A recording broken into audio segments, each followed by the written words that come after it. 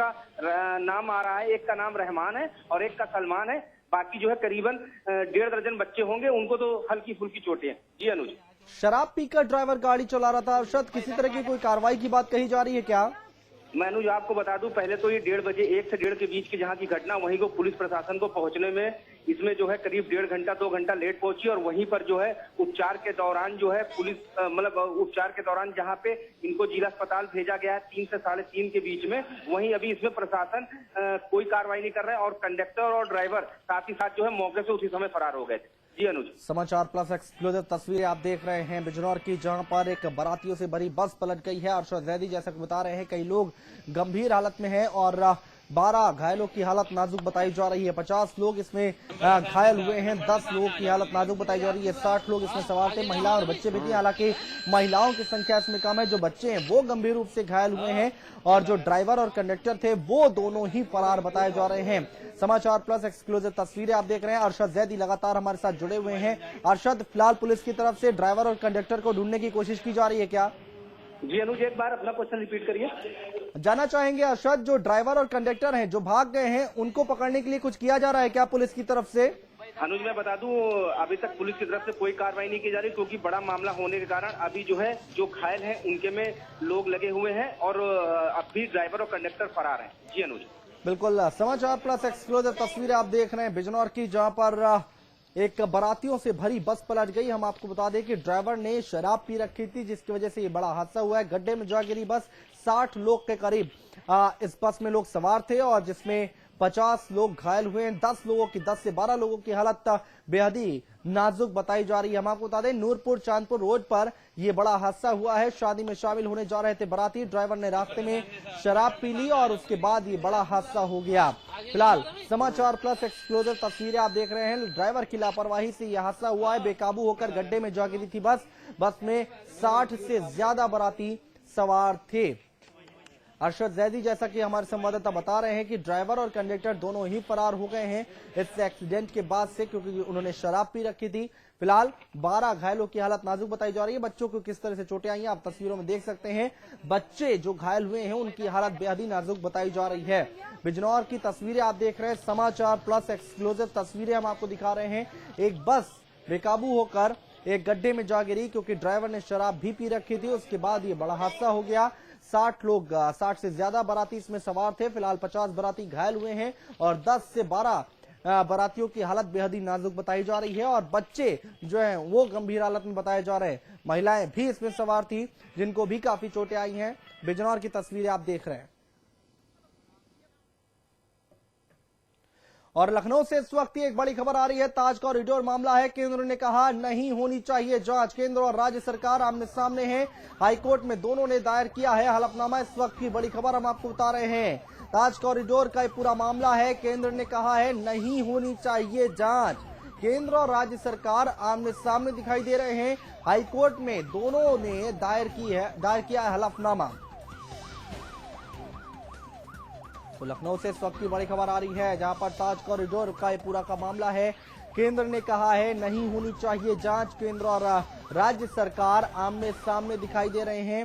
High court में दोनों ने दायर किया हलफनामा। लखनऊ से इस वक्त की बड़ी खबर हम आपको बता रहे हैं। ताज कॉरिडोर मामला है। फिलहाल केंद्र ने कहा है नहीं होनी चाहिए इस मामले में जांच। केंद्र और राज्य सरकार आमने सामने दिखाई दे रहे हैं। अभिषेक का हमारे संवाददाता जुड़ चुके हैं ज्यादा जानकारी के साथ। अभिषेक, क्या कुछ है ये पूरी जानकारी?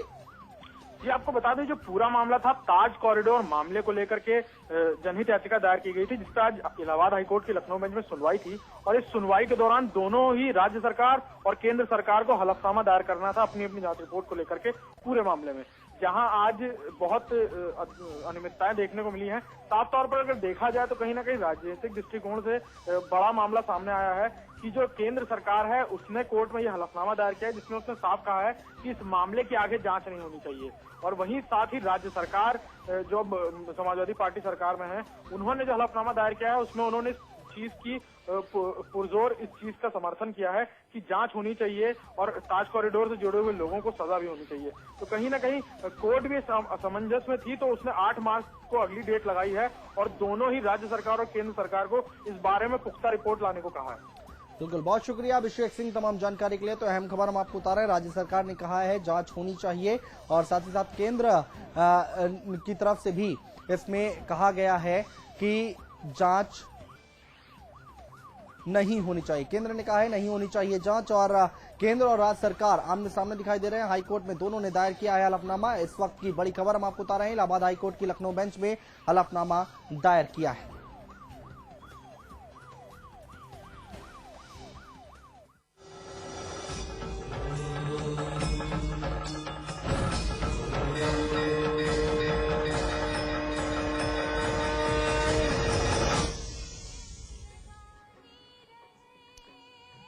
चलिए बात करते हैं कुंभ की। आस्था के महाकुंभ में एक ओर 10 फरवरी को शाही स्नान की तैयारी की जा रही है, तो वहीं दूसरी ओर वीएचपी की ओर से राम मंदिर मुद्दे को गरमाने की कोशिशें लगातार जारी है।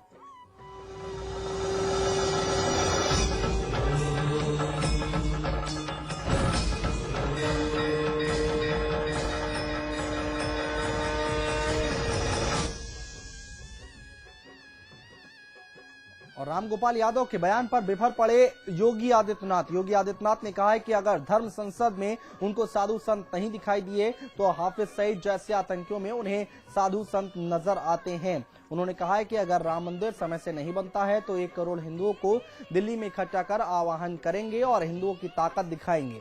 विजयदशमी पर रावण का वध करने के बाद फिर होगी नए अध्याय की शुरुआत। योगी आदित्यनाथ ने विजयदशमी तक का समय दिया है। वहीं मोदी के प्रधानमंत्री पद की उम्मीदवारी पर साथ खड़े नजर आए योगी, लेकिन उन्होंने खुलकर समर्थन नहीं किया। आस्था के महापर्व में इस समय हमारे साथ मौजूद हैं गोरक्षनाथ पीठाधीश्वर योगी आदित्यनाथ जी महाराज। योगी आदित्यनाथ जी, आपका बहुत बहुत स्वागत है समाचार प्लस चैनल पर। धन्यवाद जी। पहले तो आपको बहुत बहुत शुभकामनाएं। जो है आप यहाँ पर अपना कैंप लगाए हैं और जो गोरखपुर के और पूर्वांचल के लोग हैं वो आपके कैंप के यहाँ पर आकर के यहाँ पर रह रहे हैं, उसके लिए आपको बहुत बहुत धन्यवाद। दूसरी चीज ये मैं कहना चाहूंगा कि गंगा की अविरलता को बरकरार रखने के लिए आप यहाँ पर क्या मुहिम छेड़ने वाले हैं? देखिए, गंगा हमारी आस्था की प्रतीक है।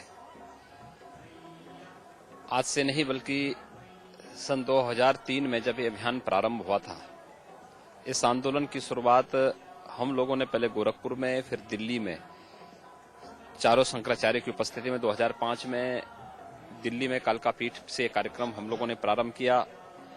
फिर यही कार्यक्रम रामला मैदान में आयोजित हुआ और सभी साधु संत चिंतित हैं गंगा की निर्मलता और अविरलता को लेकर के।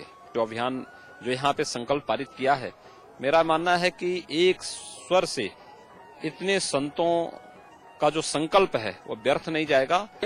इस आस्था के कुंभ में एक बहुत बड़ा सवाल उठा कि भाजपा का चेहरा कौन होगा प्रधानमंत्री पद के लिए। काफी अच्छी उनकी लोकप्रियता है, संतों के अंदर भी एक उनके पक्ष में काफी अच्छा रुझान है, लेकिन ये सब तय न संतों को करना है न आम जनता को करना है। देश में प्रधानमंत्री पद का प्रत्याशी भारतीय जनता पार्टी की ओर से कौन होगा, यह भारतीय जनता पार्टी संसदीय बोर्ड को करना है और जिसको भी निर्णय करेगी उसमें भारतीय जनता पार्टी के उस निर्णय के साथ। क्या आप नरेंद्र मोदी के साथ हैं? मैंने कहा ना कि हम भारतीय जनता पार्टी संसदीय बोर्ड के जो फैसले होंगे हम उसके साथ में। एक लास्ट प्रश्न और था कि प्रोफेसर रामगोपाल यादव ने आज बयान दिया है कि कल जो धर्म संसद हुआ है उस धर्म संसद में कोई साधु संत तो थे ही नहीं। अब मतलब इस सवाल का जो उन्होंने उत्तर दिया, आप इसको किस तरीके से लेते हैं? अब उस रामगोपाल की बुद्धि और उसके विवेक को देखा जा सकता है कि जहां पर शंकराचार्य हों, तमाम जगत गुरु हों, तमाम पीठों के आचार्य हों और 10,000 संत हों, अगर वो नकार रहा है तो मुझे लगता है कि इनको हाफिज सईद और अफजल के अंदर संतत्व तो दिखाई देता है, तो इनकी मानसिकता को समझा जा सकता है। ये थे योगी आदित्यनाथ जी, गोरखपुर से सदर सांसद भी हैं और ये बता रहे थे कि जो हाफिज सईद है उसमें साधु संत लगता है प्रोफेसर रामगोपाल यादव जो सपा के महासचिव हैं उनमें उनको दिखाई देता है। वहीं गंगा की अविरलता के बारे में भी इन्होंने बताया कि लगातार वो इस चीज के लिए गंगा की अविरलता के बारे में काम कर रहे हैं। और वहीं नरेंद्र मोदी के पद पे इन्होंने अभी कुछ खुल करके बोला नहीं, लेकिन वो नरेंद्र मोदी के साथ कहीं न कहीं खड़े होते दिखाई दे रहे हैं। फैजल के साथ में सौरभ श्रीवास्तव, समाचार प्लस, इलाहाबाद, कुंभ। योगी आदित्यनाथ की बातचीत हमने आपको सुनाई। इलाहाबाद के कुंभ मेले में इंसान की जिंदगी का हर एक पहलू देखा जा सकता है। तमाम विशेषताएं, तमाम रंग हैं इस मेले के। वहीं कुंभ नगरी में ज्योतिष सम्मेलन का आयोजन भी किया गया है। सीधे चलते हैं इलाहाबाद, जहां हमारे संवाददाता सौरभ श्रीवास्तव इस वक्त हमारे साथ लाइव जुड़ रहे हैं। सौरभ, इस वक्त आप कहां पर खड़े हैं, क्या कुछ हो रहा है वहां पर, एक बार हमारे दर्शकों को तफसील से बताएं। अनुज, मैं आपको बताऊं कि इस समय हम संगम के नगरी में ही हैं और आस्था की नगरी में इस समय हैं। संगम से थोड़ी दूरी पर यहाँ पर खड़े हम हैं। यहाँ पर ज्योतिष सम्मेलन, अंतर्राष्ट्रीय ज्योतिष सम्मेलन यहाँ पर हो रहा है, उसका आज अंतिम दिन था, वहां पर हम खड़े हैं। और हमारे साथ बहुत बड़े ज्योतिषाचार्य डॉक्टर रामनरेश त्रिपाठी जी हैं, वो थोड़ी देर में हमारे साथ जुड़ेंगे। और मौनी अमावस्या पर जो पूरे 55 दिनों का जो कुंभ है, उस पर उसमें सबसे महत्वपूर्ण दिन जो है वो 10 फरवरी का मौनी अमावस्या पर, इसमें 3 करोड़ से ज्यादा श्रद्धालु स्नान करने के लिए यहाँ आ रहे हैं। आपको बता दूं कि उसमें ज्योतिष के हिसाब से कब लगन चालू हो जाएगा, कब लोगों को स्नान करना चाहिए, उसके बारे में हम तफसील से आपसे बात करेंगे।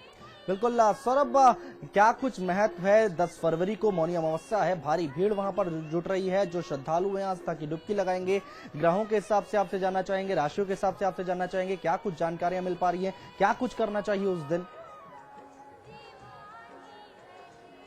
जी बिल्कुल अनुज, मैं आपको बताऊं कि इस समय करीब 50 लाख से ज्यादा श्रद्धालु आज अपना डेरा यहाँ पर डाल लिए हैं। और ज्योतिषी के हिसाब से और ग्रहों के हिसाब से हमारे साथ बात करने के लिए डॉक्टर रामनरेश त्रिपाठी जी हमारे साथ मौजूद हैं। वो हमसे बात करेंगे और वो बताएंगे कि आखिर कौन से ग्रह नक्षत्र में स्नान करना चाहिए और कब से स्नान चालू हो जाएगा। इनसे हमसे थोड़ी देर पहले भी बात भी हुई तो उन्होंने बताया था कि ये दोपहर से लगन चालू हो जाएगा। डॉक्टर रामनरेश त्रिपाठी जी, आपका बहुत बहुत स्वागत है समाचार प्लस चैनल पर। आप बताएं कि मौनी अमावस्या का दिन कितना महत्वपूर्ण होता है, उसमें स्नान करने से क्या क्या लाभ और दोष होते हैं? देखिए, इस मौनी अमावस्या के स्नान के लिए ही करोड़ों करोड़ों श्रद्धालु 12 वर्ष तक इंतजार करते हैं, तब ये ग्रह नक्षत्र का योग आता है। मौनी अमावस्या का स्नान और प्रयाग में, तीर्थराज प्रयाग की भूमि पर कितना दुर्लभ है ये कह पाना बड़ा मुश्किल है, क्योंकि शास्त्रों ने इसकी भूरी भूरी प्रशंसा की है। इतना पुण्यकारी है, 4 पदार्थ भरा भंडारू पुण्य प्रदेश देश, ये चारों धर्म अर्थ काम मोक्ष, ये चारों पुरुषार्थ यहाँ प्राप्त होते हैं इस स्नान करने से इस पुण्य भूमि पर। कल जो मौनी अमावस्या आ रही है, देखिए मौनी अमावस्या से तात्पर्य जो मौन व्रत धारण करना है, और मौन व्रत धारण करके जो स्नान करता है वो अनंत पुण्य प्राप्त करता है। और इसका कारण भी है, वैज्ञानिक कारण भी है, क्योंकि ज्योतिष शास्त्र हमारा सुपर विज्ञान है, सुपर साइंस है। हमारे ऋषियों ने इसको जो कल्पित किया था वो इस दृष्टि से कल्पित किया था कि एक एक क्षण, एक एक मुहूर्त इसके लिए महत्वपूर्ण है। डॉक्टर साहब, आप ये बताएं कि मौनी अमावस्या तो ये जो है 10 तारीख को लग रहा है, लेकिन स्नान का दिन तो कल से चालू हो जाएगा। वो शुभ घड़ी कब से चालू होगी, जब हमारे चैनल के माध्यम से दर्शक जान सके और वो स्नान करने यहाँ आ सके, वो घड़ी आप बताएं कि शुभ घड़ी कब से चालू होगी? देखिए, मौनी अमावस्या का जो पर्व है या मौनी अमावस्या है, वो तिथि तो आरंभ हो रही है 12:28 से कल शनिवार को। और बहुत से लोग जो स्नान करना चाहते हैं वो कल ही स्नान आरंभ कर देंगे। लेकिन यह जो पुण्य काल है, ये पुण्य काल तो हमारा जो 10 तारीख को माने 12 बजे रात के पश्चात 3 बजे से लेकर के और 1:28 तक का पुण्य काल है। उसके मतलब ये जो मौनी अमावस्या 10 तारीख को है, वहाँ पर कितने बजे तक नहा सकते हैं? देखिए, मौनी अमावस्या तो 2:13 तक स्नान कर सकते हैं।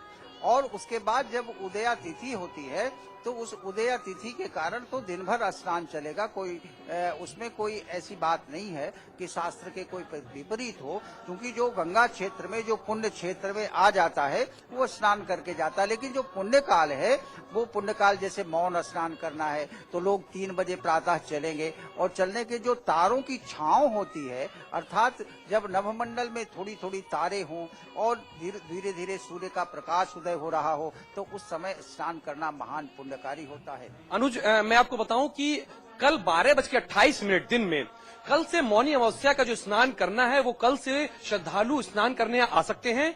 और ये 10 तारीख को दोपहर 2:13 तक शुभ मुहूर्त रहेगा, जब स्नान कर सकते हैं। यहाँ गंगा जी और जमुना और सरस्वती तीनों का संगम है वहां पर।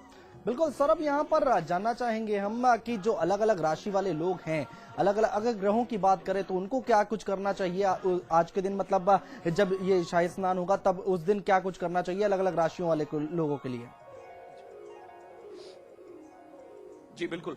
ये हम ज्योतिषी से ही डॉक्टर साहब से ही पूछने की कोशिश करेंगे। डॉक्टर साहब हमें ये बताएं दर्शकों को हमारे चैनल के माध्यम से कि जो अलग अलग राशि के लोग हैं वो उनके लिए भी क्या कोई घड़ी होती है कोई स्नान करने की, उनके लिए क्या कहना है, और उन ग्रह नक्षत्र के बारे में थोड़ा संक्षेप में अगर बता सकें तो। देखिए, राशिगत व्यवस्था है हमारे यहाँ।